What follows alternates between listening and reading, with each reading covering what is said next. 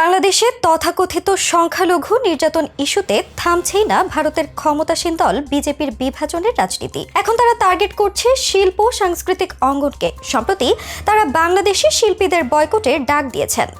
এমনকি আঙুল তোলা হচ্ছে জয়া আহসানের মতো অভিনয় শিল্পীর ওপর। তাকে কলকাতায় আর প্রবেশ দেয়া হবে কিনা সে বিষয়েও শঙ্কা দেখা দিচ্ছে। পাশাপাশি তারা গুজব ছড়াচ্ছে বাংলাদেশের চঞ্চল চৌধুরী নাকি গৃহবন্দী অবস্থায় আছেন। অন্যদিকে কলকাতার আসন্ন বই মেলাতে বাংলাদেশকে অংশ নিতে দেয়া হবে কিনা সে ব্যাপারেও ধোঁয়াশা কাটছে না। তাহলে কি এখন সাংস্কৃতিকভাবেও বাংলাদেশকে বয়কট করতে চাচ্ছে ভারত? সেই সব কিছুর বিশ্লেষণ থাকছে আজকের এক্সক্লুসিভ আয়োজনে।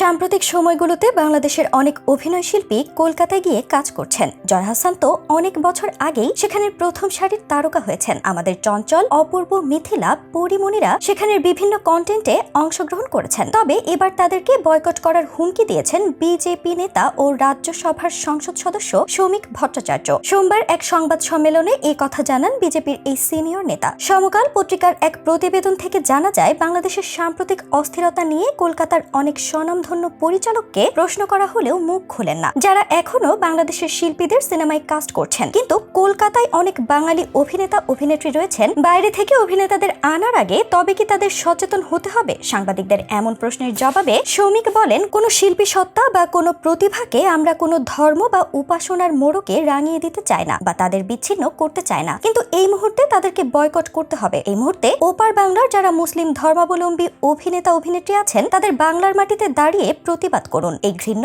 হিন্দু অত্যাচারের বিরুদ্ধে প্রতিবাদ করুন, তারপর শুটিং এ নামুন। কলকাতার টলিপাড়ার শাসক দলের প্রভাবশালী নেতা ও মন্ত্রী অরূপ বিশ্বাসকে উদ্দেশ্য করে তিনি বলেন, উনি তো ওপার বাংলার মানুষ, টলিউড তার নিয়ন্ত্রণে। বিষয়টা দেখুন, শুধু খেলাধুলা দেখলে হবে না। উনি অনেক বিধি নিষেধ আরোপ করেছিলেন। তপন সেনের শুটিং বন্ধ হয়ে গিয়েছিল, কিন্তু যারা ওপারে অত্যাচার করবে তারা এপারে এসে সিনেমা আর প্রতিবাদ করবে না, এটা তো হতে পারে না। আমি তো নাম করে বলছি, গৌরব ঘোষের প্রতিবাদ কোথায় গেল? প্রসেনজিতের মতো একজন অভিনেতা, অন্তত তার থেকে তো সমাজ এটা প্রত্যাশা করে। জয়া আহসান কলকাতায় আছেন এমন প্রশ্নের জবাবে শৌমিক বলেন, উনি কলকাতায় কেন থাকবেন না? উনি অভিনয় করতে এসেছেন, কিন্তু উনি প্রতিবাদ করুন। জয়া আহসানের হিন্দু দর্শক তো ওপার বাংলাতেও আছেন। উনি জয়া আহসান না হয়ে জয়া ভাদুরী হলে তাহলে একটা প্রশ্ন ছিল, কিন্তু উনি জয়া আহসান, তাকে প্রতিবাদ করতে হবে। এ সময় বাংলাদেশি অভিনেতা চঞ্চল চৌধুরীর প্রসঙ্গ তুলে শৌমিক বলেন, চঞ্চল চৌধুরী বিখ্যাত নাম, এখন তিনি গৃহবন্দী। কয়েক বছর ধরে দেশের তুলনায় ভারতের সিনেমাতে বেশি দেখা গেছে জয়াকে, এমনকি দেশের তুলনায় সেখানে বেশি সময় কাটে তার, এমনটি মনে করেন অনেকে। এ প্রসঙ্গে জয়া বলেন, শুটিং থাকলে কলকাতা যাওয়া হয়। আউটডোরে শুটিং এর সময় সবাই যেভাবে যায়, আমিও কলকাতায় কাজ থাকলে সেভাবেই যাই। সেখানে কাজ শেষ হলে আবার ঢাকায় ফিরে আসি, কিন্তু অনেকে ভাবে আমি বেশিরভাগ সময় সেখানে থাকি। কয়েকদিন আগে সীতাকুণ্ডে শুটিং এ গিয়েছিলাম, মানুষ ভাবছে